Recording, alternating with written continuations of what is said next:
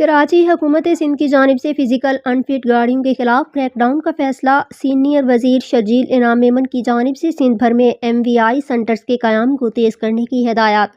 Senior وزیر شرجیل انعام میمن کی زیر صدارت موٹر وہیکل انسپیکشن کے مؤثر نفاذ پر اہم اجلاس میں secretary transport Asad Zamin, MD Sindh mass transit authority Kamal Dayo, secretary PTA Okash Memon اور دیگر اہم حکام کی شرکت۔ وزیر اعلیٰ سندھ نے پہلے ہی MVI نظام اور وہیکل رجسٹریشن کے نفاذ کے حوالے سے واضح ہدایات جاری کر دی ہیں۔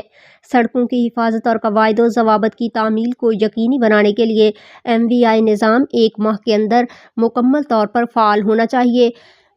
ہیوی گاڑیوں جن میں ڈمپرز، ٹرک، بسیں اور ٹریلرز شامل ہیں کے لیے موٹر وہیکل انسپیکشن لازمی قرار دیا گیا ہے۔ نفاذ کو آسان بنانے کے لیے کراچی میں 4 مقامات پر MVI سینٹرز قائم کیے جائیں گے۔